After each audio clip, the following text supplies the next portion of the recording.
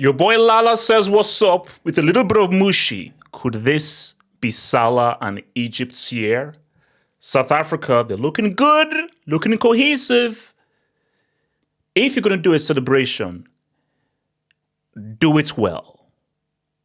Unless you'll end up in the hospital. Let's talk about it.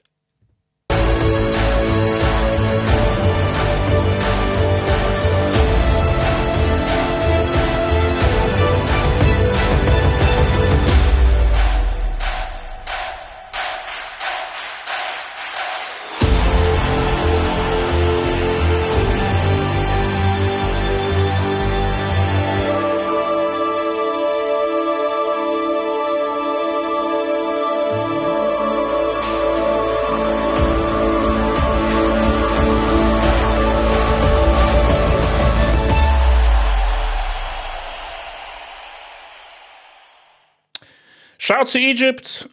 Shout out to your boys, Egypt. They did their damn thing, man.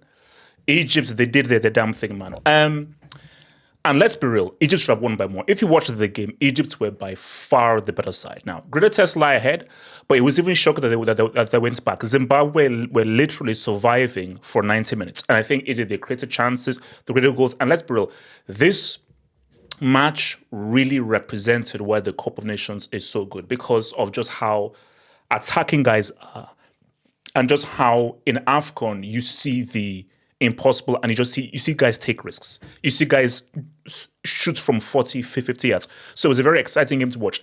But as exciting as it was a very, very one-sided. It was literally attacker versus defense. And I think for Egypt, shout out to them going a goal down. They went and watched 2-1, but let's be real, they should have won by lots more.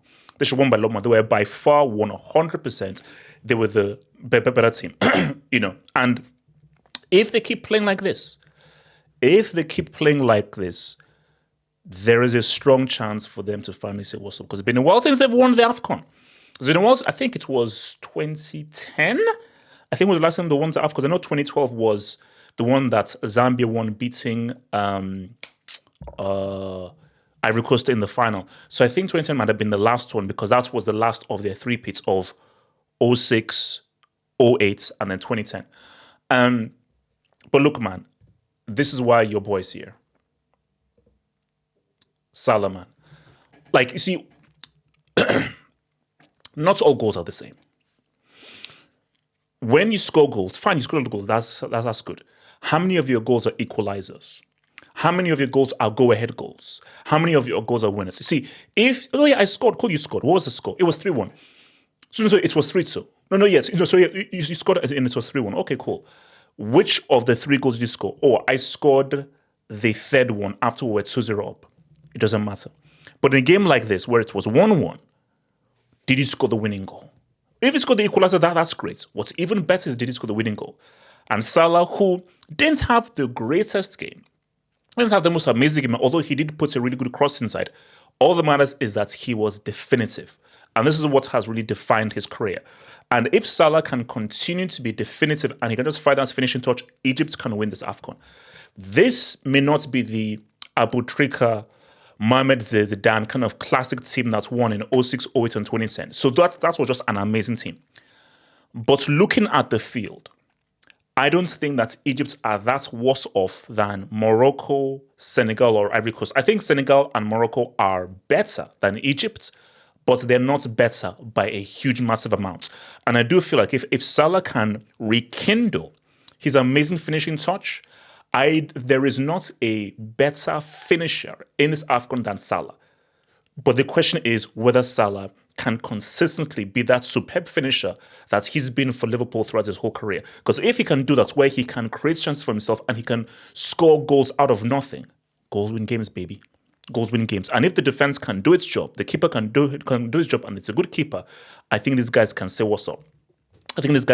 So again, for Salah, the question is, could this be his year?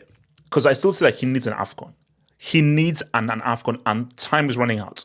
He only has maybe 2 or 3 more AFCONs left, and then it's done. Because remember, it's every 4 years. So the sooner he wins one, the better. And I just feel that if he can just bring that old Salah back, he can say what's up. But every superstar needs their cohort. They need their partner in crime.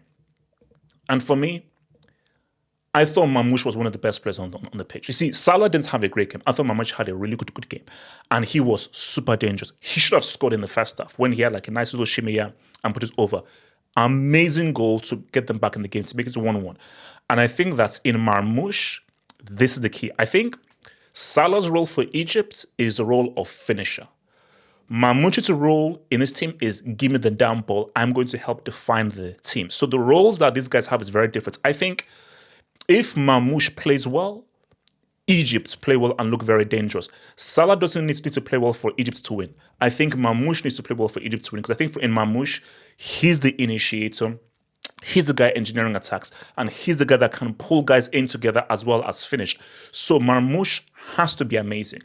And I just think if Marmoush can just bring his very best performances, they can say, what's up? Because let's be real, Zimbabwe are one of the weakest teams of this AFCON. So them beating Zimbabwe, this doesn't give me any indicator of what they can do. But you have to beat what's in front of you. And I think what Egypt wants is 9 points and see what's up. So South Africa will be harder, Angola will be harder. But I just think in Marmoush, this is a quality player. And there's a reason why Pep bought him. And there's a reason why he plays for Man City under Pep. But if Marmoush can bring his very best performances, mark my words, Egypt's going to win this AFCON. This is because I'm looking at that Egypt team, they are good enough to go all the way. But the only way that they can say what's up against the better teams is Salah needs to be an amazing finisher and Marmoush needs to be extremely influential. Because if they're not, they'll get beat. But if these guys are at their very best, I think the team is good enough just to put them in within touching, because all they need to do is just to compete. If they can just compete and get within touching distance of the tougher sides, it's down to a Marmoush and a Salah to define and to say what's up. And I think that's the key thing to happen.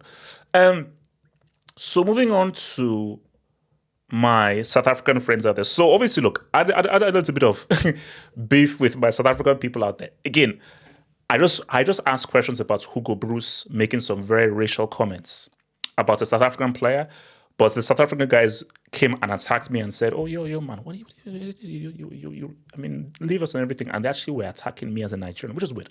But let's just what's under the bridge. Let's move beyond there. So South Africa look good. These guys look really good, and I think that what South Africa have, I think is what Spain had in the World Cup and in the Euros. People are like, wait, what? Compare them to Spain? No. What I say is similar is because most of these players play in the same league. Orlando Pirates, Kaizer Chiefs. So what you saw in the last AFCON, what you saw in World Cup qualifiers, and what you now see in this game is they are one of the most cohesive teams, I think, on the AFCON, because they just have amazing chemistry. And again, this is a team game. If you have great chemistry and great cohesion, you can compete against any side. A team with great chemistry, more times than not, will beat a team full of amazing individuals, but those individuals who are only individuals and just cannot play as a team. If your superstars can't play as a team, you will get beat by lesser players who can play as a team. So what South Africa's big strength is, beyond having the best keeper at the AFCON in your boy Williams, is they can play two together. What can take them far is they need a defining player. They need a player who can now step up, like, fine, we are as a team, let me do something as an individual. And that may be the one thing that may stop them from winning this AFCON. But if that superstar guy can stand up, say what's up, and really take notice and say, you know what, I want to be counted, South Africa can do something. So what I want to see, which I think is going to be one of the games of the tournament, I think it's South Africa, Egypt, because I believe they're in the same group. That's going to be a really good tester there. So if they play those guys, that is what I think is going to be really good. I mean, let me just check. Let me just say that, because I really believe they're in the same thing. So leagues, AFCON. Wait, there we go. Yes. Yeah. So and I don't know whether they play the next, but whenever they play Egypt, that's what I want to see of how they look against that Egyptian side. But South Africa, I think the team that has looked, I think I was impressed by Egypt. So I think the most impressive teams have been Egypt and South Africa. So I want to see what they play against them. But if that individual player can step out and really be a superstar and really be an outlier, South Africa could be a very dangerous team. a very dangerous team. Again, as I say again, you can have all the best players in the world.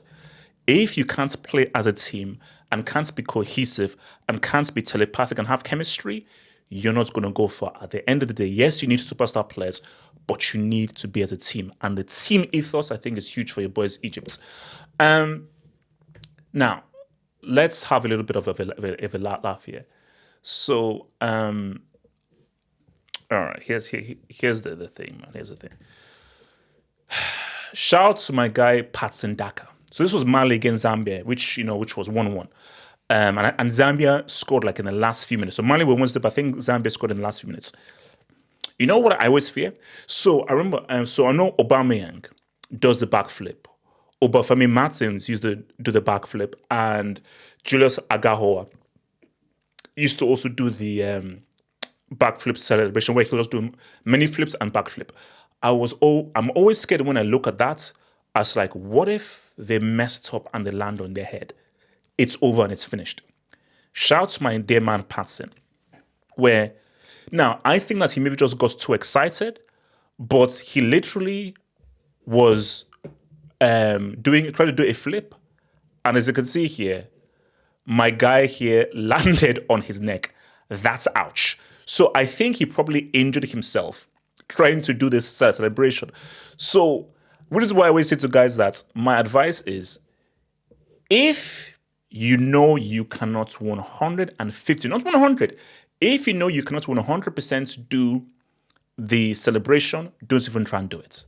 Don't even try and do it if you know that for sure you can't do the celebration. So Patson, after that, because I don't want to see someone's neck snap in 6 places on live television. I don't want to see that. So Patson, just do a regular celebration. No flips, no back flips. You don't need to be Tony Jar or Donnie Yen or Michael Jai White. Just be you. Just score the goal, raise your hands up, and just say, I'm happy to be scoring for Zambia.